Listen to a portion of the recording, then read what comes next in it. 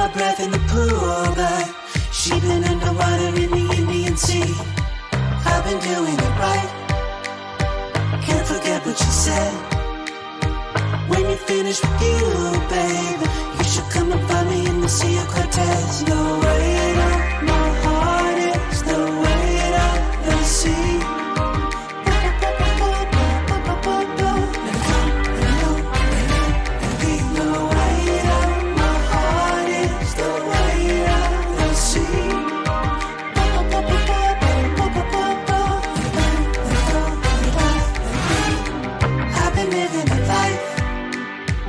She been living a dream. There's a blanket of cool water. She been cultivated in the space in between. Could be chasing a ghost, another crease in the waves. With all the truth in my blue colors, she just give me something I could never replace. The weight of my heart is the weight of the sea.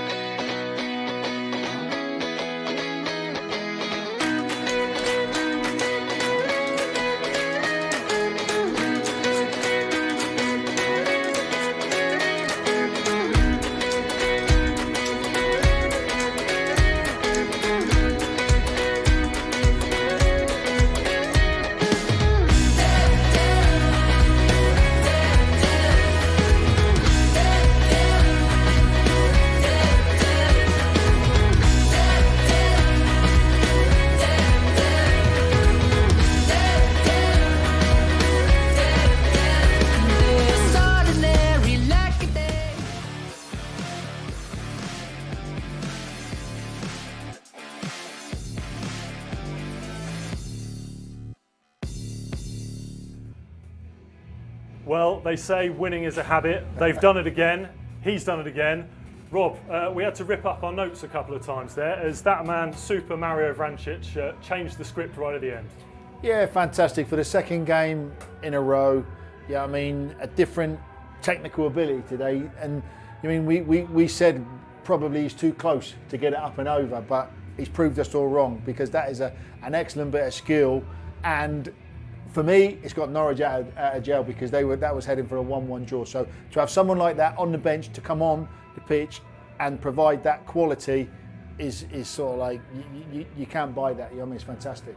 No, absolutely not. And it looked like it was going to be a frustrating afternoon for Norwich. Perhaps not the quality of performance that we saw on Tuesday night, where we thought they really deserved a victory and snatched it at the end. Wycombe acquitted themselves well this afternoon. Yeah, absolutely. And I think the closer it got to the end, you know what I mean, they started to believe, we can get a point here. And whatever, like in fair play to Norwich, they kept on going, they kept probing. You know what I mean? I think Ida made a difference when he came on because he had that real desire. Every time he received the ball, even back to goal, he was looking to turn, take the defender on, and he's forced the keeper to make a few good saves. But like I say, I thought he was a positive when he came on as well. But like you just said, Dan, a win's a win. You know what I mean? Like in 2 or 3 weeks' time, this will go down as a 2-1 win. You know what I mean? Three wins in a week is impressive. Absolutely. You just mentioned Adam Ida there. He was such a positive note because he's not afraid to pull the trigger. He's a shoot-on-sight kind of guy, but a little bit of youthful exuberance got the better of him at the end. Yeah, I think so. You mean when we were watching it up here, and I think we thought he sort of like stamped on the guy, but he didn't stamp on the guy. The guy challenged him. It was a robust challenge. But hey, listen, you know what I mean? This is football. It's a tough game.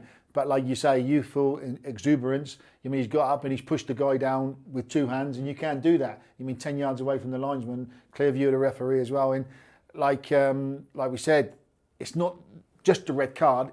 He's out for 3 games now. Absolutely. Now, we're obviously seeing the positives. We're seeing the 3 points. It was frustrating, and I'm sure Darren Huckabee out on the gantry, never a man to hide his feelings about the performance. What did you see from Norwich City this afternoon? Second half, we pushed on. We created 2 or 3 good chances, half chances really, but we didn't look like we had the quality to convert the possession and getting in good wide areas. So it was nice that Mario could pull something out of the bag. If you look at the free kick, he actually pulled the ball 3 or 4 yards back so he could lift it over the wall. But it's like Rob said, it's a bit of a get out of jail. You know, if we play like that against some of the better teams in the league, we'll come unstuck. But a win's a win. The Wycombe manager, Gareth Ainsworth, described this as the best team in the league this week. And I think he was referring to pieces of quality like Mario Vrancic produced at the end there. We really have got a squad that should be achieving these results, haven't we? Yeah, definitely. No, we've got to be top 6, pushing towards the top 2. If not, this season's a failure. We've kept our better younger players. We've added to it, so there's no excuse for not finishing in the top 6, hopefully top 2. Well, Rob, we have just about achieved that prediction that Darren mentioned at the moment. We've just snuck into 5th position based on results around the grounds at the moment. You know, it's been a great week for Norwich City. We're just getting ourselves into a great position. Yeah, absolutely. 3 wins in 3. I mean, you can't get better than that. And like to be in the top 6 now is the place where you want to be. They've got 2 really hard, tough away games coming up. So that's why it was so important to win today as well. So we can go to those games. Maybe not full of confidence with the performance, but full of confidence. Say, listen, we can win games when we're not playing that well, and hopefully away from home, you can't even say there's like the pressure's off because there's no fans in the ground. You know what I mean? We're good enough to go to those places and win and get points. But today was a worry because, like I say, we kept saying like 10 minutes we were fantastic. 10 minutes. Why weren't we fantastic after that? We seemed to sort of like. The stuffing got knocked out of us when Wycombe scored. That was a mistake by us, but it shouldn't have made any difference to the way we played, and we should have carried on playing. And for some reason, we didn't do that, and that's a bit of a worry. But what it did show is that when we do turn it on, we've got the ability to do it. And Darren Huckabee, the league table suggests that our next run of fixtures are going to become quite tough. What is Daniel Farke's message now to his squad ahead of Tuesday night's game with Brentford? I think he's got to take a positive that, you know, 9 points in a week when we haven't played particularly well is a bonus. But I think he's just got to get into the lads and tell them they can play a lot better than they have done. And we've got to pick up our standards because, like I say, a bit lucky against Rotherham, a bit lucky against Wycombe, Birmingham were a poor team. So we've got to pick up our standards. We know we can play better, and like I say, it's something to build on though. Darren, you look a little bit colder than when we first saw you today. We're going to give you a break then. Head off, get yourself a warm drink or something, and thank you ever so much for joining us. No problem. Thanks for having me. Darren Huckabee, you know, he's always insightful. Rob, I think we can all go away from Carrow Road feeling fairly pleased with how things turned out in the end, but it was getting stressful, wasn't it? Yeah, no, absolutely. We were it was fingernail stuff up here. You mean because we were creating chances then, but I mean the keeper they were easy saves for the keeper to make, and I think the quality into the box in the last third could have been better from wide areas as well. But like I say, it was a great finish for the winning goal. And like I say, 2 weeks time they just look back at this. It's been a fantastic week. 9 points from 9 points that were available. You can do no more. Like I say, performances people won't worry about the performances in 2 weeks' time. What they will worry about is if they carry on playing like this. The 3 teams they've played this week, the probability is they're going to be in the bottom 6 of the division. Yeah, I mean, yes, we've got 3 points from each game because we should have got 3 points. But like Darren says, playing against better teams in the top half of the team, and they're coming up in the next 3 or 4 games. We play similar to what we've done over the last couple of games, and we can't do that, and we become sloppy in possession, and we're not solid when we're defending out of possession. We could come unstuck. Fingers crossed we don't. Some of the stats that are coming up suggest it was perhaps a more dominant City performance than we're giving them credit for. 76% possession. I think the shots were, well, they're there, you can see them, 25 to 8. Yeah. We're not afraid to pull the trigger. We've just got to get a few more of them on target. Yeah, absolutely. The ratio, 28 shots, 6 on target is not the best ratio.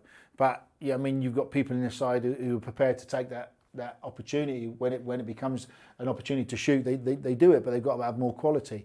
Goalkeeper saves up there saying like 4. Wycombe keepers only had 4 saves to make. You know what I mean? And you think he should have more than that. He should have more than that. Norwich are better than that. But like I say, it was a win. A win's a win. The performance wasn't great, and the manager be happy because, like I say, as a manager, all you want to do is win. 3 points. Go on, put it to bed, and we move on to the next one. And that's what Norwich have to do now. But they have to sort of like out of possession. They need to be more solidified. That people don't leave spaces that can be that make you vulnerable. And like I say, I think that was there today against a better team. And you've got to give credit to Wycombe because you look at Birmingham on Tuesday. Birmingham had 10 players behind the ball all the time. Wycombe today, they played with they played with bravery at times. You know what I mean? Leaving 3 up, leaving 2 up, and whatever. When they got possession, they put pressure. But teams will do that. But Norwich have to have the ability to overcome them. And from a defensive containment point of view, Wycombe didn't have any shots on target in the second half. Is that an encouraging sign for the defenders? Do they look at things like that? Is that how you as a defender would analyse your performance? Yeah, absolutely. I mean, I know Grant being a central defender and probably Ben because, you know what I mean, like the first header that led to the mistake, the indecision by Grant and Tim, you know what I mean, as a threesome, they won't be happy with that. So they've won the game, but individually they need to do better. And I know they're the type of professionals that they will take that into the next game and say, listen, we need to be sharp and we need to be ready for those situations. It looks like Norwich will have a load of possession in all the games they've played this year. So it makes it so sort of like the concentration for the defence has to be 100% because they know one possession turnover, they're going to be putting the pressure. So they have to be ready for it. Well, Rob, thank you very much. It's a real privilege to sit and watch a game with someone who can explain it so clearly. Before we head off, we promised we'd announce the winner of our NR1 Live Predict the Score competition. For a little while there, we were worried because no one had predicted 1-1, but Mario helped us out. This shirt right here, signed by the whole squad, has been won by Matthew Knowles. Matthew, congratulations. The football club will make contact with you in the next couple of days. But it's a great prize, this. I love the new kit. I don't know about you. But Matthew, this is will be speeding its way towards you. That's all from all of us. Thank you to Rob. Thank you to Darren, Christoph, Ollie, Skip. It's been an action-packed show, a great result for Norwich City, and we hope you return and join us on Tuesday night, where Rob and Darren, who'll be back in this seat, will give you all the build-up ahead of Norwich City's game against Brentford. Thank you very much, and I hope you enjoy your evening.